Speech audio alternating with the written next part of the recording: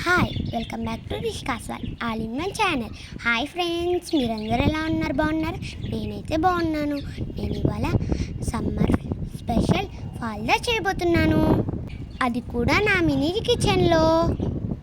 ముందుగా stove on చేసుకొని bowl పెట్టుకుందాం. తర్వాత అందులో కొంచెం వాటర్ పోసుకుందాం. వాటర్ పోసుకున్న తర్వాత అందులో పాలు పోసుకోవాలి.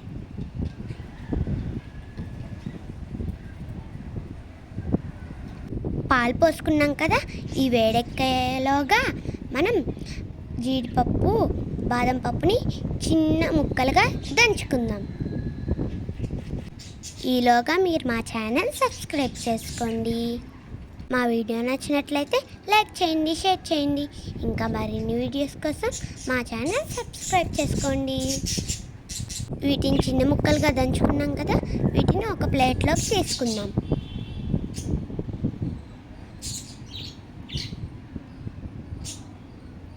పాలైతే వేడెక్కుతున్నట్టున్నాయి ఫ్రెండ్స్.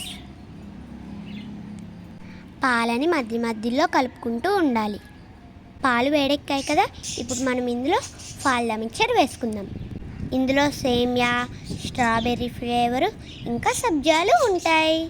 చక్కెర కూడా ఉంటుంది. మనం వేసుకున్నాక మధ్య మధ్యలో కలుపుతూనే ఉండాలి.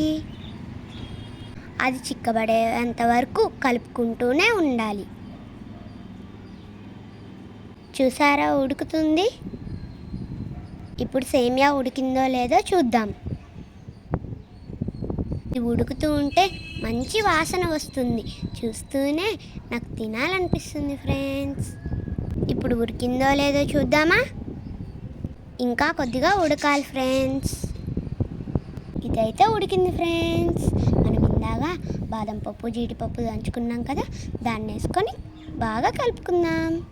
ఇది వేడిగా తినే కంటే చల్లగా తింటేనే బాగుంటుంది. 2 నిమిషాలు ఆగాక స్టవ్ ఆపుకొని పక్కన పెట్టేసుకుందాం. అలా మూత పెడితే పైన మీగడ కట్టకుండా బాగుంటుంది. ఇది పూర్తిగా చల్లారాక మనం ఫ్రిడ్జ్లో పెట్టుకుందాం. అయితే ఫ్రిడ్జ్లో పెట్టేసి నిద్రపోయి లేచాను ఫ్రెండ్స్, అందుకే నేను ఇలా ఉన్నాను. దీన్నైతే ఇప్పుడు టేస్ట్ చేద్దాం. నాకైతే చాలా నచ్చింది ఫ్రెండ్స్ ఇది. మీరు కూడా ఈ రెసిపీని తప్పకుండా ట్రై చేయండి. Thanks for watching. Bye friends.